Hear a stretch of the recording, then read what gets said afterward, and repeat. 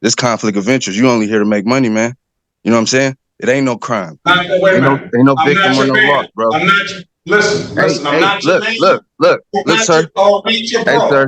Hey, sir, respectfully, you're an Article 1 judge under the Commerce Clause. You've been on the bench since what, 21? Couple years? You need to talk to somebody. I'm not your bro. I'm not your man. And I'm not to be interrupted when I'm speaking. I gave you the respect and the right to speak. Just because you're unsatisfied with the way that I rule. All right, guys, today we've got a very spicy court showdown for you. Judge Perkins versus a sovereign citizen who missed his court date because he was locked out of the Zoom call. Yeah, that was his actual excuse. Judge Perkins was not buying it and straight up denies his motion, which surprise sends this citizen into a full-on meltdown. Missing court is a big deal, and this guy's smug attitude does not help his case at all. Let me know what you guys think about this court hearing in the comments. Let's dive into this heated court hearing where Judge Perkins absolutely destroys this defendant excuse. Excuse me, sir. I heard you say that you only read the first couple lines. Is there any way we could possibly take another case until you get the chance to read the entire thing? It's only 2 pages. I'm not going to read this entire thing today. It's only like 3 paragraphs, the entire thing. The rest are just case sightings. All right, I'm gonna deny the motion. I will set the matter for. Is there any way I can get a written? Can I get a written articulation as to why you're denying the motion? I'm denying the motion because I would just appreciate a written excuse. Can I get a written articulation? I might give it to you in writing. Are we on record? Are we on record? We're on record. Okay. Is this court bound by the U.S. Constitution and Supreme Court rulings? Yes. Okay. You were denying my motion when I said that I had Fourth Amendment violations, and you're saying that you're denying my motion without looking into it or granting me a hearing to go over my motion, or give me an articulation as to why, a written excuse as to why. I want to make sure that that's what you're saying to me. You're asking for a change of venue. I'm denying.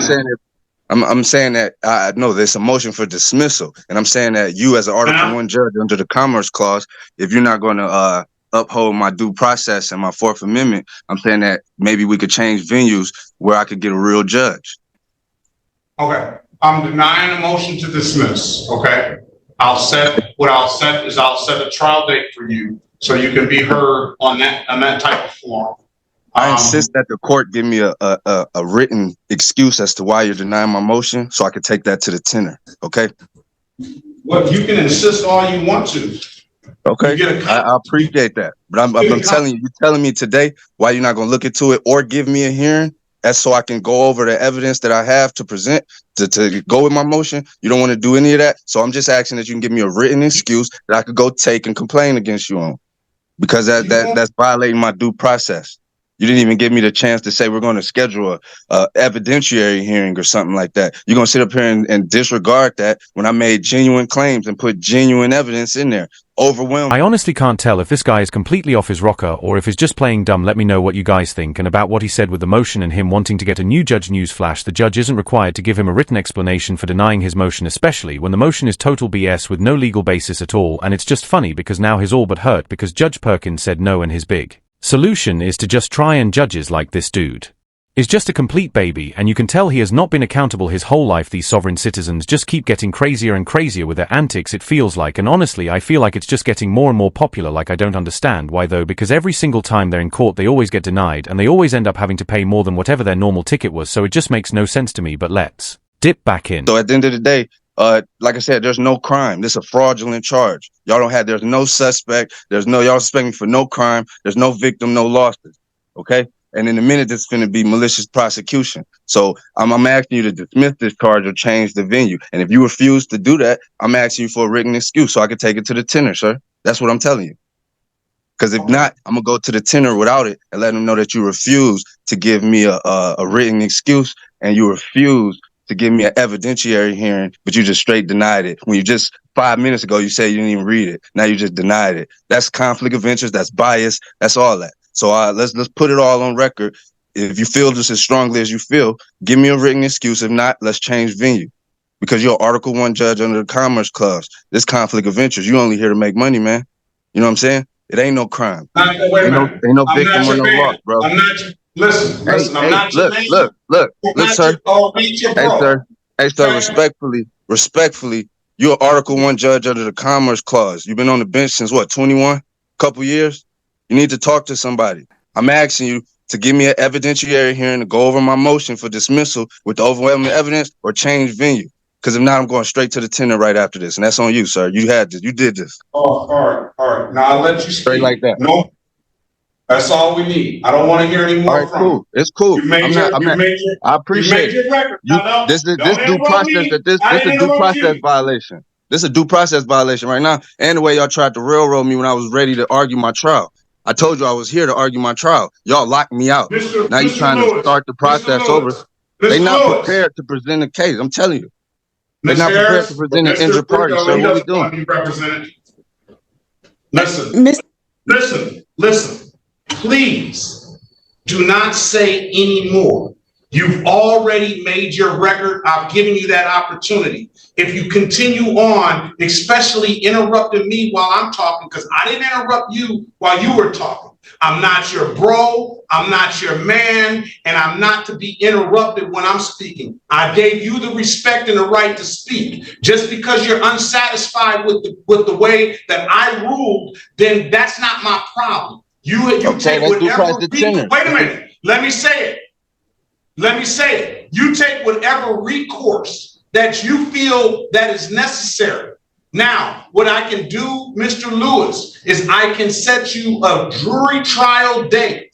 And at that jury trial date, you will have an opportunity to represent yourself or do whatever you want to do and put all your proofs on the record by a jury of your peers, and you can argue it that way, okay? This guy seriously needs to be held in contempt. Like, how is Judge Perkins being this lenient right now? Personally, if it were me, I'd already be hitting the gavel. These Zoom court hearings are just wild, though. It's like these defendants suddenly grow a backbone when they're behind the screen, and they just get so much confidence, and there's really no stopping them when they go on these rants, because you can't just yell at them or get the debate to get them. It's just a bad situation.